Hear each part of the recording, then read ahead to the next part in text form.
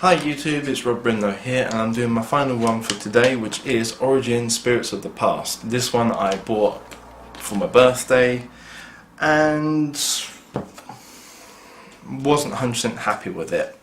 I'm going to sound really horrible when I say this, but I'll come to that.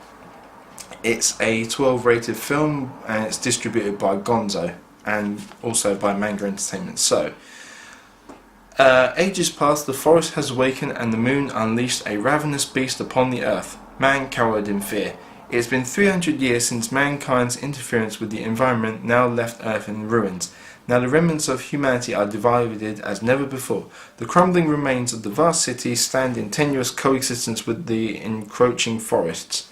And humans live on both sides of this brewing conflict. A young Agito, the son of an ancient hero, inadvertently sets in motion a series of catastrophic events when he wanders into the forbidden zone of the forest. He stumbles across a cryogenic stasis tube containing Tula, who is her, a girl who has a vital mission entrusted to her from the past. In an unsteady peace in a natural time, only by searching their souls and examining the past will Agito and Tula understand the origin of all things and unite mankind with the forest. This is apparently by Neo, Ghost in the Shell Innocence for an Environmental Age. Right. So, take the cover out. Oh, it's double back. Okay. I had seen the advert for this on just a trailer and I thought it looked okay. Although I do own a copy, it's not one of my absolute favourites. I give this about a 5, maybe a 4.5. For one very, very good reason.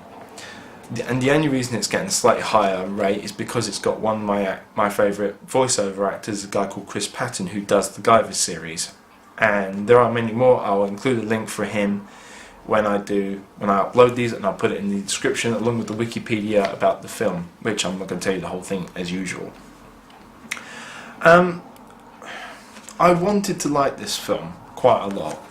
I thought the advert looked really, really good, but as it turns out it was a bit sort of short-sighted and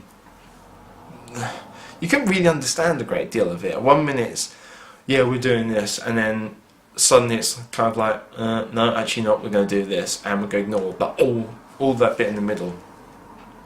Okay, so, as I said, that is Tula, that's the girl from the past. The boy falling is Agito, before he becomes enhanced and starts wearing, effectively, SMM gear up there and gets his hair turned white. I watched it, thought it was okay, but as I said, that's why I gave it a 4.5 to 5 rating. It's not one of my huge favourites. It lacked any kind of real structure to the story. Like for instance,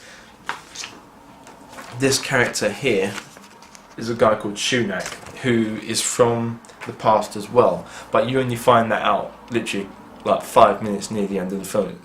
He goes through the whole film and then he's like, oh yeah, actually I'm from the past as well and I've got loads of sticks around my arms. Who doesn't? They're kind of like bangles, but they're mobile phones and such. And yeah, this is probably the only one I'm actually going to tell you the full story. So, Agito and his friend, they go and get some water and they get caught up by the forest's sort of agents, which are these like wizard type things. They go to escape. Agito comes across Tula's cryogenic chamber and she's the only one alive. When they're trying to escape because the cryotube malfunctions at like the most inappropriate of times, as usual, they get into a city which only Tula's Raban, which is kind of like the Bangle mobile phone thing, / locator / internet access, etc., can access. So they get in, and it's about how she finds that she's in a place called Neutral City, which is where Agito lives with all his friends, etc. And then on the opposite side, you've got I can't remember the name of the town, but it's kind of like, if ever you've watched Kashern and not had your head collapse, It's kind of that sort of setup, so it's like it's completely militaristic and kind of building weapons and such. And they find out about Tula and they want her, so they come and take her away. And at that point, the forest attacks in kind of like dragons made out of plants and such. Sounds really silly, but it's not. When you see them, they're not. I don't think there's a picture of it. No, there is not. So the trees attack, and Shunak defends them, and then he basically takes Tula away. It's at this point you see Agito go into the forest, and he then becomes enhanced. That's why he's got the white hair and the gimp suit, and he basically goes after Tula. He's just become obsessed with her for a very unhealthy reason. And it turns out that Shunak is trying to find a device which, in theory, is going to reset the whole Earth's ecosystem. I can't remember the name of it. No, of course not.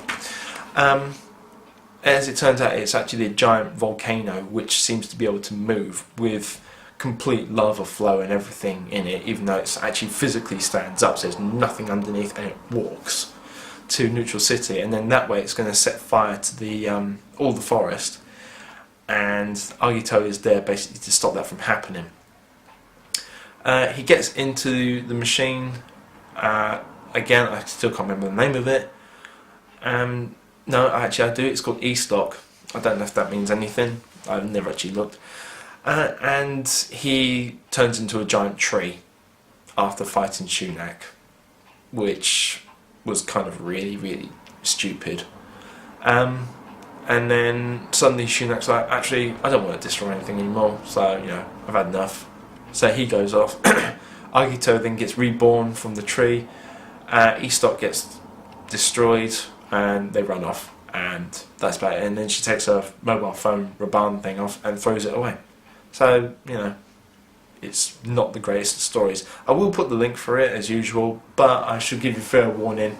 There are better films out there, which, like the ones I've shown you earlier, and the ones that I'm planning on showing you as well.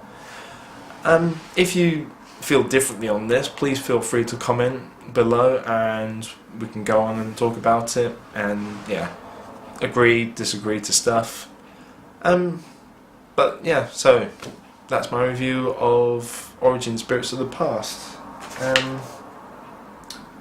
It's written by a man called Jin Iro no Kami no Agito, I think.